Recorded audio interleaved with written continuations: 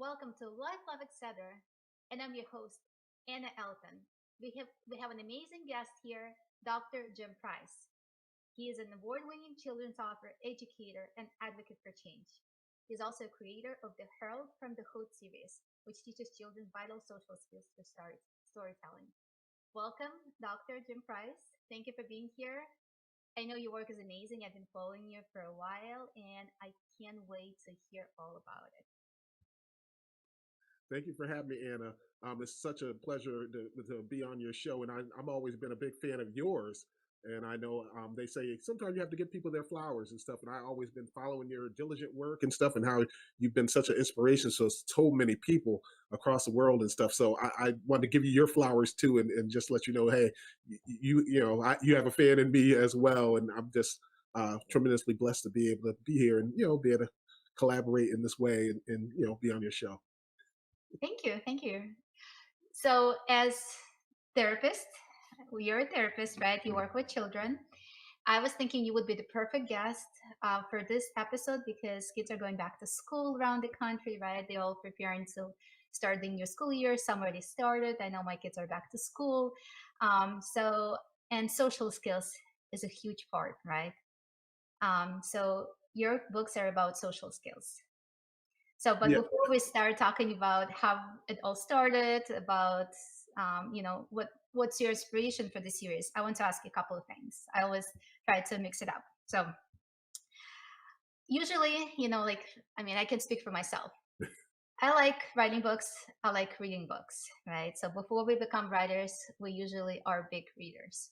So, I wanted to ask you, what book changed your life as a child? What inspired you to write? Well, residing in Springfield, Massachusetts and everything, I really grew up in the era where, before like a lot of the Dr. Seuss material was in movies and stuff. A lot of that stuff, I was reading a lot of that stuff. One of my favorite books back then was Cat in the Hat. Hmm. And I just, it's almost like I liked the way that Dr. Seuss would always have that rhyme and rhythm to his stories and stuff, have everything like rhyme and stuff like that. Really kind of nursery rhyme, but in a way that was flavorful. And the characters were always flavorful and full of vibrant colors and things too. So that made it even more interesting to read books such as that. That Cat Hat is one, but the Lorax, like there's a bunch of books that I would read back then. And then to see a lot of those books become movies, it just brought it even more to the forefront because now you got to see all those characters that you read about in the Dr. Seuss books on the big screen. And so, I mean, for me, that's always been kind of the inspiration, a lot of inspiration that I've gathered. And even with my own style of writing, I kind of incorporate that kind of rhyme and rhythm of writing that, I think is connects with kids and, allows them to use their imaginations and go along with the adventures of the characters that are being presented to them as well. I love that. So your character, Harold, right? Is he a snail or is he Yes, so purple snail. purple snail? So why snail? Where did it come from? Well, I mean, sometimes everything in the world today is instant this, instant pudding, instant, everything's instant. Everything but wants everything to be fast. And I thought like making Hero be a snail would kind of be like, okay, it's okay to slow down. It's okay to slow down. Take your time. Pace yourself. Like even with the thing with the rabbit and the hare, you think about that analogy with the rabbit and the hare, and the hare was fast and the turtle was slow and stuff like that. But I mean, sometimes we just go too fast, and people just need to slow down and enjoy the journey of life instead of wanting everything to be instant gratification with everything. So that kind of factored into why I decided to make him a snail because it makes you think about, hey, he's slowing down and think about what you're doing and enjoying the rigors of life as we go through it. I love that. So the next thing I was thinking, so if Harold meets a superhero, which superhero would he meet? Well, I'm an old school cartoon connoisseur, so I'm all into the Hanna Barbera and the Looney Tunes and all that stuff. But there was a lot of other cartoons that I watched too. But if I were to say a cartoon specifically or hero that I would say hero would like to meet, it would definitely be Voltron, Defender of the Universe. They had the four lions, and the four lions would, have issues and concerns. But then when they would come together and form Voltron, it's like they could solve the problem. They could, get through their adversity and come out on top. And so that kind of resonates with what I write about as well in terms of kids overcoming adversity, overcoming obstacles in life, and learning to navigate those ideas and challenges in their life in a way that is healthy and strong, and lets them know that they do have resilience too as well. I love that. So let's say Harold met a superhero, right? And now he's really inspired, and then somehow magically he gets the superpowers. What superpower do you think he will get, and what would he call himself?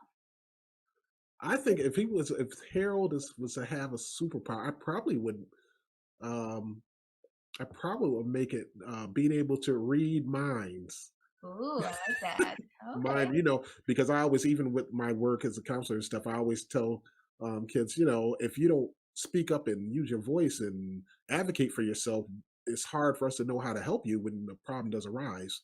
So we can't read your mind. I always go use the analogy. Yeah, Superman has all these amazing powers as a superhero. He can leap over buildings in a single bound and lift cars and all this stuff. But one thing he can't do is read your mind. So if you're not incorporating, what's going on or using your voice, advocating for yourself, then it's going to be hard for people to know how to help you. And I think even with the kids, I kind of incorporate that idea in terms of advocating for yourself. Like, we can't read your mind. So if the hero could read minds, I mean, it would probably make it all his social skill endeavors a lot easier. Yeah, I guess we make a lot of assumptions, right, as we Yes. go through the life. And same thing with like kids and adults. I work with a lot of couples, and I always tell my couples, I say like, hey, tell what you need to your spouse. My favorite one. I don't read your mind like I used to. So speak up, right? Yeah. So, okay, awesome. I love that. So, how about social skills? I know social skills are super important, right? This is something that we try to teach kids, but I know a lot of adults struggle with social skills themselves. So, what do you think is one social skill that a lot of adults still struggle with? What do you see? I mean, there's so many. I mean, you can go from frustration, but I think of one major thing, and I see that in the school systems as well, and even with adults, is accountability. I think that's a big social skill that is kind of almost lacking in today's society. People are more prone to want to push the blame on others for things that are happening in their lives, or whatever the case may be, and or blame shifting, putting blame on others instead of looking internally and saying, hey, these are things that are going on, but what can I improve about myself? What can I change about myself to maybe get away from a lot of the maybe things that are happening, maybe some of the turmoil that's happened in someone's life. So accountability, I definitely think that's something that a lot of children and adults, I see that all the time. Hey, take accountability for your actions, like, instead of putting it off on other people or blaming other people to make it seem like like everybody else is the problem versus themselves, looking at themselves. So accountability definitely would be one of them. Yeah, I love that. And I feel like, as adults, we're trying to teach kids, but we need the first ones to not just tell but show, but our actions, right? That we want to change, right? We want to be accountable for our actions. And I know it's easier said than done. Hmm. Awesome. So, how about Springfield? I know you mentioned you're from Springfield. Yeah. So, what is the comfort food that you can't live without? Something that you can only find in Springfield. Is there such a thing? Yeah, we have a couple of spots. We got Adrian's restaurant, which is a soul food restaurant. Like, you don't really find that around too many places outside of here. I mean, also Shabazz Wings. We have Shabazz Wings are the best wings in the city, and I mean, we go to town with all that stuff. Sometimes I just order the sauce and stuff just so I can pour it on whatever I'm making in terms of that.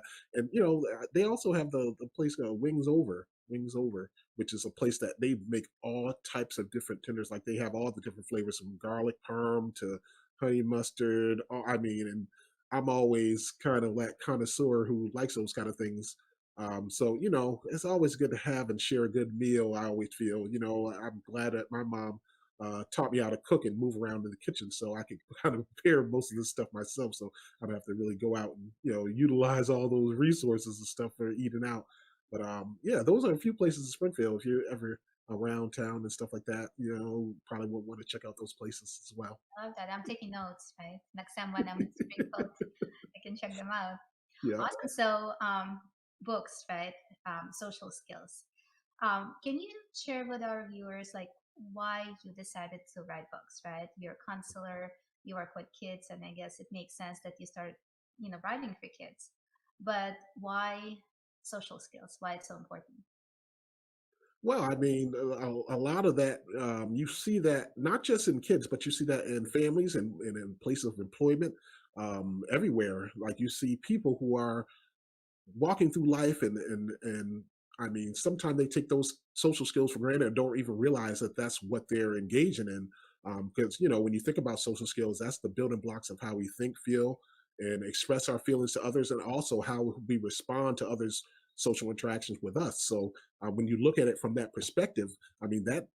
Entails a lot of different areas, not just for children, but when you talk about children going to school, learning how to interact appropriately, making good choices, things like that. When you talk about employers, people who are employed, you have that term like, yeah, you have to have people skills. Mhm. You have to have, a person that has people skills. And people skills is basically having good social skills and knowing how to recognize social cues and things like that to be able to navigate the business world. So, I mean, it's multifaceted where my books are primarily geared toward to children, but when you talk about the overall holistic view of social skills, you're talking about where it can grow and expand into not just the kids and families, but into the schools, into the colleges, into businesses and hospitals, wherever. There's always social skill interaction going on somewhere, and it's important to be able to sharpen those skills and learn about those skills and how they manifest themselves and allow you to be able to navigate your everyday life as we go through it. Yeah. I'm just thinking, like we all need social skills, right? Some people are really good, but like reading the room, other people have no idea. But I think the one that I'm thinking about is like think before you speak, right? And I Yeah. feel like we try to teach kids, and I know a lot of schools, if not all schools, they have the posters, right? Think before you speak, whatever you're trying to say, is it, kind? Is it necessary, right? And so on. Yeah. But so interesting. So this is something that I teach my adult clients, special couples, right? And there's this one thing, like, have you heard of triple filter test? Yes, I've heard a little bit. Haven't studied it extensively, but I've heard of it. I've heard Triple of it. filter test, right? So it's actually, whatever we base think before you speak came from that triple filter test. And then the legend has it that it came from Socrates, right? The Yeah. philosopher Socrates. And he was saying that, before you say something, before you try to say something, you need to think, is it, again, like, is it kind? Is it necessary? Is it helpful, right? Yeah. Is it, no, is it true? Is it kind? And then is it helpful or necessary? So three things. And then if you say no, then just don't say anything. And I'm thinking also about texting, right? It's just so easy to text without thinking, Yeah. but we can do the same thing, right? Is it kind? Is it necessary? And is it true? What we're about to say.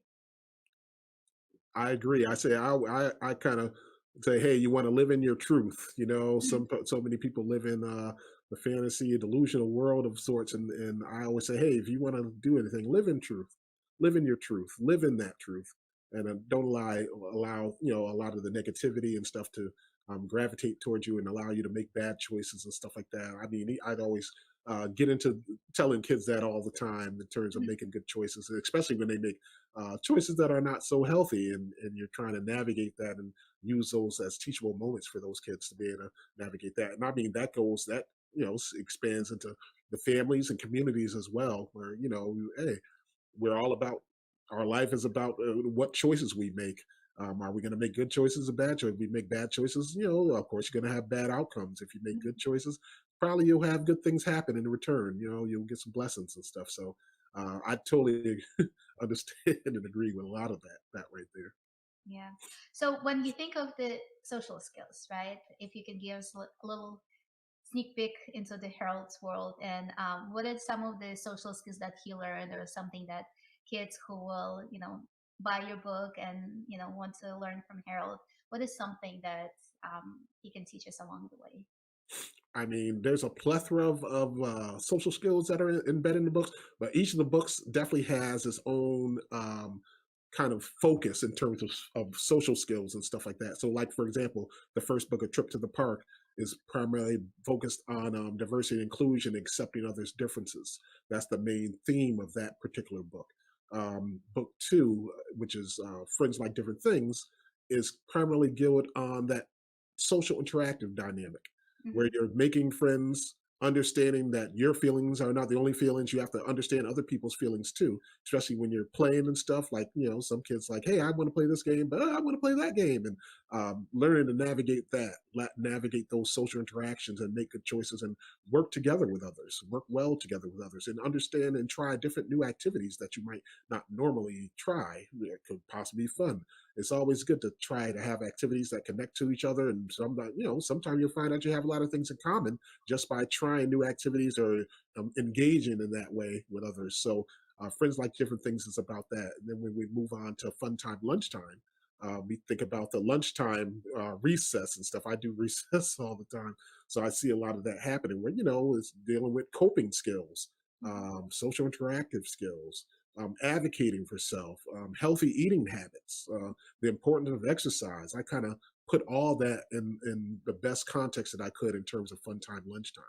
So, you get the social interactive skills, you get the coping skills. And then even with my fourth newest book, when I feel so annoyed, that's dealing with frustration in a healthy way, anger and frustration in a healthy way. And it includes like tips and strategies for de-escalation techniques. It also has in there, coping strategies, problem solving with others, learning to problem solve with others. It's all part of social interactive skills. When you're problem solving with others and working together with others and being patient and things of that nature. So all those are part of the fourth book in the series, When I Feel So Annoyed. So all the books have their own kind of social component, as you would say, to them. But this overall, series is definitely about, diversity, inclusion, accepting others' differences and wholeheartedly. And I think in that terms, it kind of connects with my purpose and everything as well. I love that. So, how did the first book started? Like, what was the process? Because I know it's not just coming up with a story, right? You need to find illustrator in the whole process of coming up with this character. Well, I mean, the first book I really was like when I would be doing social skill groups in the schools, I really like, especially during the pandemic when everything happened and everything was shut down and everything. That was kind of like a real eye opening experience because then a lot of kids were so disconnected socially because they were so glued to screens and that was what their life consisted of. And then after the screen, you're just kind of at home, no real social interaction, no going outside playing, not, everybody's social distancing and stuff. So that was kind of like where I felt there would probably be a need, definitely a need, especially when the kids get back into in-person learning and stuff like that. So I thought it was necessary to come up with something. And during the pandemic is when I came up with the idea of creating the social skills series, Hail from the Hood.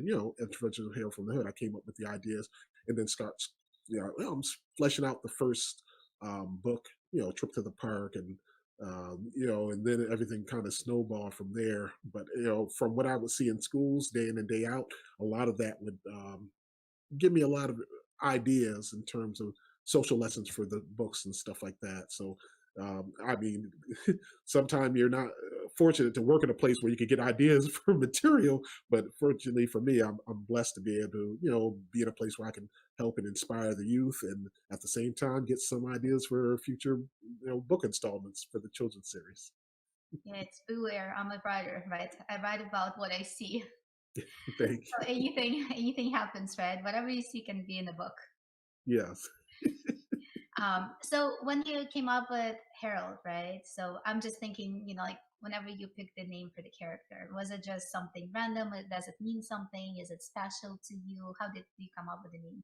I think it's almost like, especially in books, it's like naming your children, right? Yes, yes. So I mean, Harold, I always like it. It kind of goes back to the Dr. Seuss thing, Mhm. where I wanted something that was going to be catchy and kind of rhymed at the same time. So I was like, okay. I did work with a few other names, and it didn't quite work that way. And then I finally was like, because when you're going through that process, you write down things erase, write down things erase, write down things erase. No, that's not right. And you throw this paper away. Like you go through that process, and then it's like, you know what?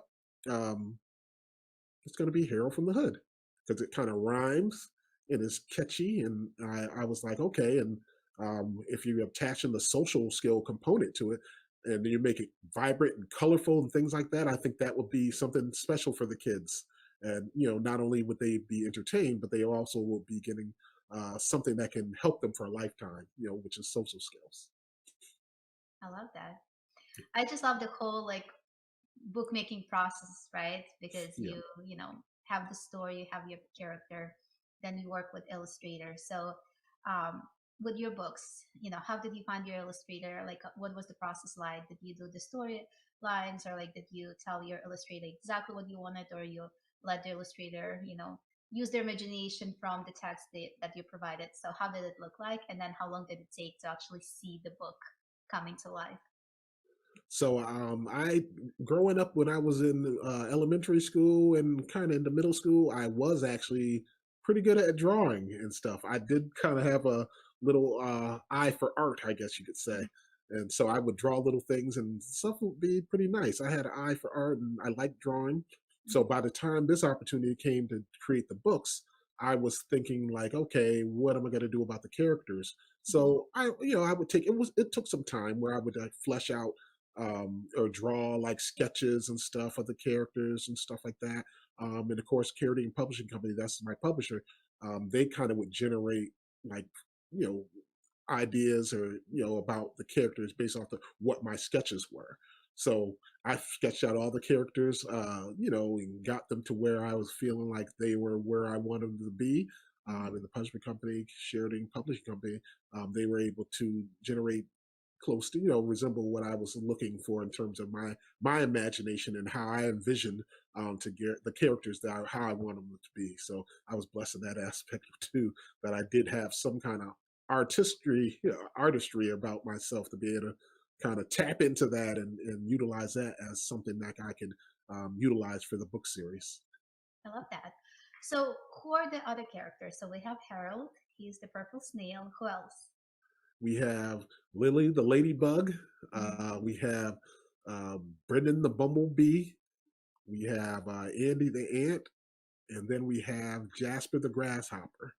So I wanted to make sure, I had a plethora of characters so I could kind of use those characters. And, especially when you talk about social skill series and you're making books and stuff like that, you want to have at least a nice little crew of characters that you can kind of utilize to go through the process and show the lessons and get the lesson through and have the character, the children be able to learn about the other characters as well. Like Harold is the main character, but of course, you want them to understand the dynamics of the other characters as well that make up that Harold from the Hood universe in that sense. Yeah, I like that. So, from all your characters, what are the personalities?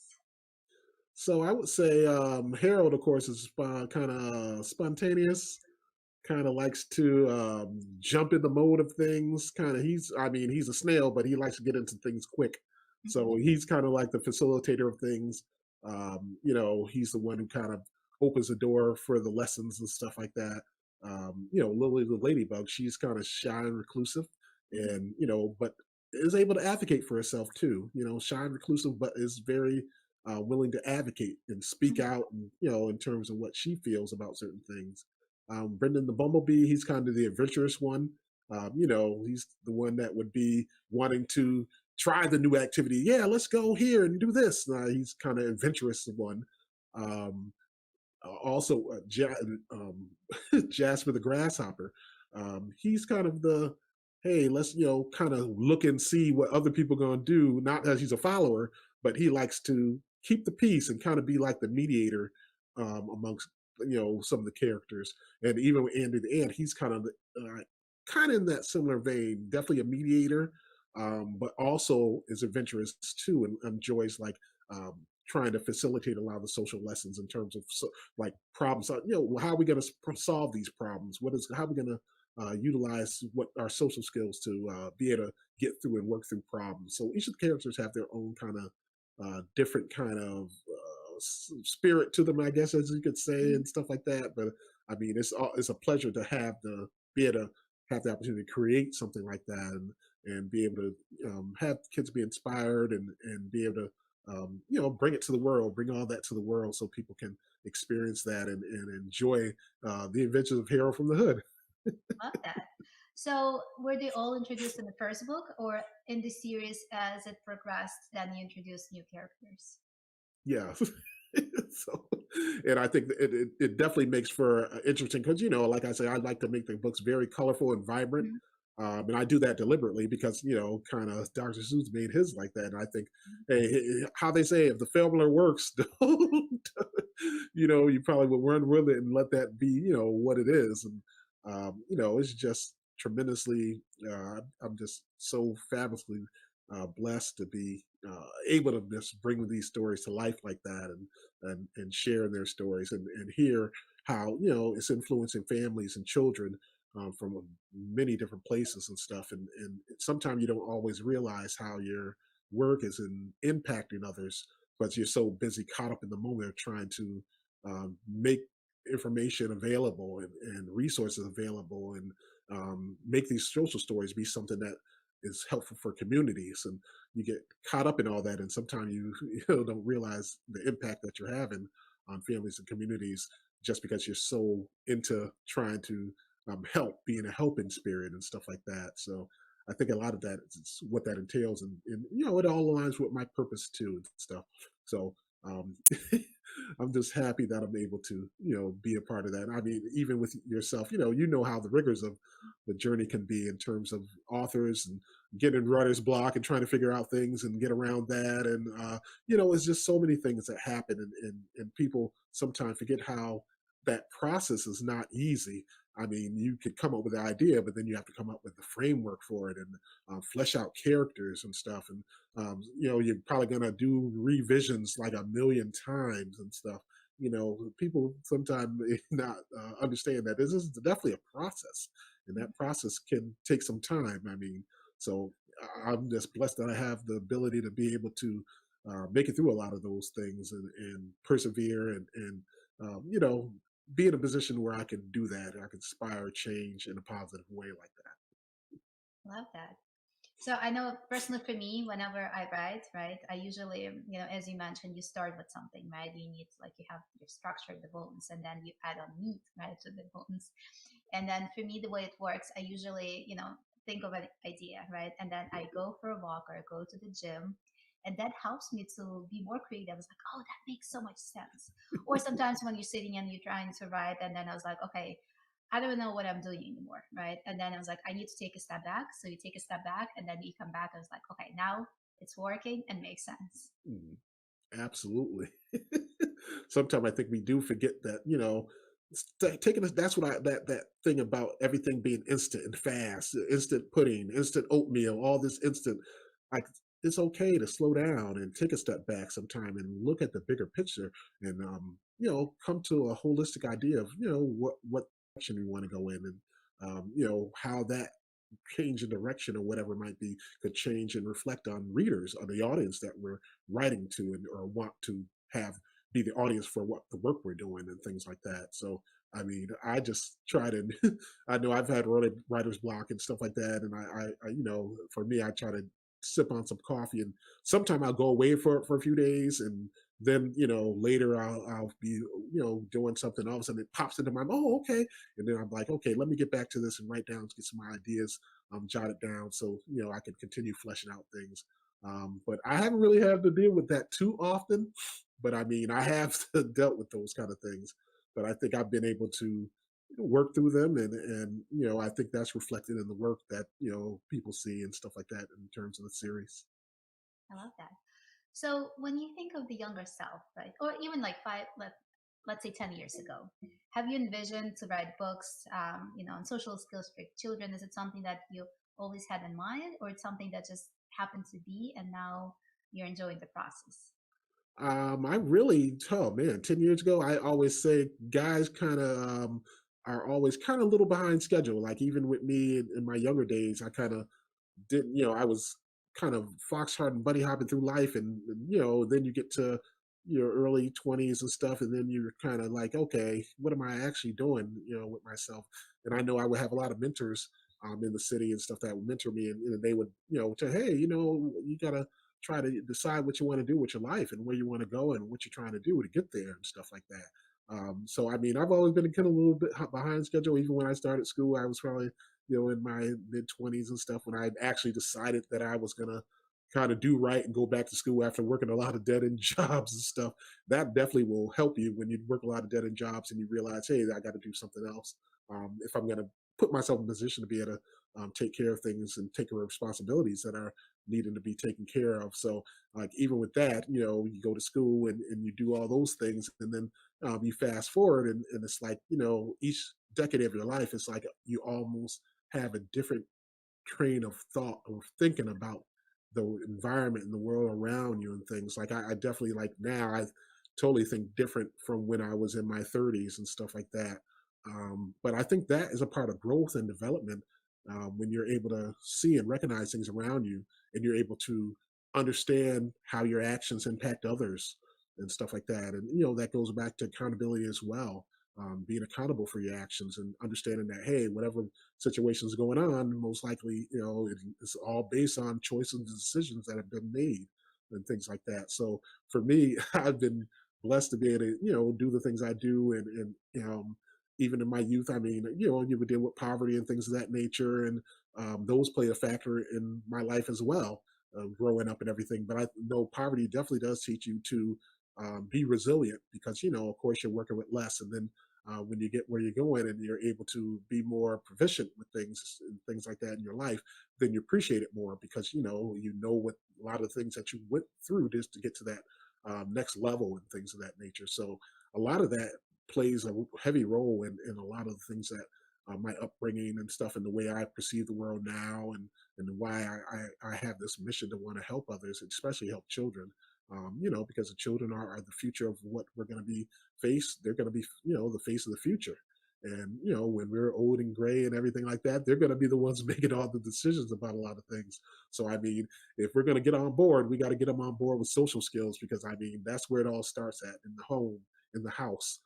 With their first interactions with their parents and siblings and stuff. Those are the time, when they begin to first get into the social skill dynamic of their lives. And then it just expands from there. So a lot of that is just so important, and I'm just so grateful that I'm been able to go through these processes and learn through these processes and grow through these processes and develop, a lot of my thoughts and feelings and ideas about how I want to put myself in position to change the world and in that nature, in that sense. I love that. So you're not just writing books, you're not just counselor, right? You also have initiative and research. Can you tell us a little bit more about your initiative and about your research? So yes, I do have a program as children developing social skills through literacy program, and that program is geared toward companies, not just schools, but companies, agencies in the place of employment as well. And the focus of that program is to influence and come to an understand of how important social skills are in the dynamic of everyday life in that sense. And when you think about it in terms of the school setting and families, of course, that entails how you interact in the classroom, how you interact with your peers in your classroom, and things of that nature. When you talk about the aspect of it, when you talk about employment situations, you talk about how do you interact with coworkers. Do you respect your coworkers? Do you like have that social understanding of your coworkers? Do you have self awareness of how your actions can interact or impact your coworkers? So that program is geared toward having a greater understanding, or helping to have a greater understanding of how important social skills are, when we talk about people skills and all of those things that are entailed. So, I mean, when you have a group of people who are working in your company who have good people skills, and they're able to, communicate effectively and things like that, and put everybody on the same page, that will make your company flow more efficiently. So that all, a part of social skills. So my that program is primarily geared toward that. And then when we talk about my research, I did do research on poverty, and how that influences kids of color, students of color, or kids of color. And it's interesting because a lot of the findings, there was a lot of findings with, in terms of how kids with poverty are looked at in terms of, like, discrimination, racial profiling, um, employment opportunities, things of that nature. So there's a lot of things that correlate just to poverty itself. And even with that, when we talk about poverty, we talk about also mental health and things like that, anxiety, and those things that are caused by uh, levels of poverty. And when we look at the social economic landscape and everything, we do see it's a lot of inequalities in terms of opportunity for jobs and employment and stuff like that. And I know there's a lot of work being done to rectify a lot of that, and there's still a lot of work to do. So my studies definitely have showed those statistics to be true in that nature, in terms of how poverty influences employment opportunities, and um, overall mental health and well-being. And there's just a lot of work to do.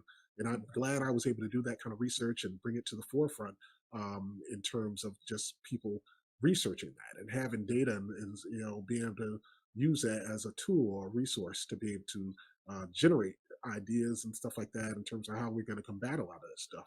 And even with my ideas, like in Massachusetts, I always say you got to be able to put people in a position where they can do that, where they can, flourish, and manifest what they want in their lives and stuff. And like, even in Massachusetts, they recently changed things so colleges are free now, which is a huge thing. Like, so now, it opens up the opportunity for, people who may be in poverty and stuff like that, to actually be able to upgrade their skills, go to skills, upgrade their skills and gain skills that could help them lift themselves up out of poverty. Not to say that that's the answer, because I'm always not saying that education is always the answer and the be all to every problem in that sense. But if they're given that opportunity to gain some education, put some education under their belt, that definitely would go towards helping them get meaningful employment and be able to navigate a lot of things, and put themselves in a better position to be able to take care of their families and stuff like that. So, I mean, that's an example, and that, I think is a great step in the state of Massachusetts that they decided to have that be. I'm not sure in terms of other states how they do that, but I know in Massachusetts that's one of the things that was brought to the table, and I think that's so amazing and a tremendous step in the direction, in terms of when you talk about tackling poverty and things of that nature in a holistic way, where everybody's given an opportunity to, a fair opportunity to be able to upgrade themselves and do the things they need to do to better their lives in that way. That's amazing. And then with the social skills, right? They have a even better chance to succeed because from Yeah, all the research, so emotional intelligence, right? Social skills, emotional intelligence, it's the higher predictor for success. Not even your IQ, right? Not even how smart you are, but how emotional intelligence you are, which is really interesting, right? So it's, like it's good to be good at studying, but also you need to know how to read the room and talk to other people, yeah, right? absolutely, To absolutely. connect and again, like I always say, there's no such thing as luck. It's when preparation meets opportunity, right? That's when we prepare, we take everything that we can, right? And then we go with our opportunities. Yes, Awesome. absolutely. I think sometimes, like I said, we navigate through life, and social skills are so important and all that stuff, and how we get so caught up in the mouse race of life and stuff, where we're paying bills and doing this and taking care of families and all that stuff, and even within that whole framework and that dynamic, that's the other part of it, is like understanding and remember in terms of self-care, and how important that is. I know sometimes we get so caught up in trying to help and do things and get caught up with work and everything else that we actually forget about ourselves and how important self-care is.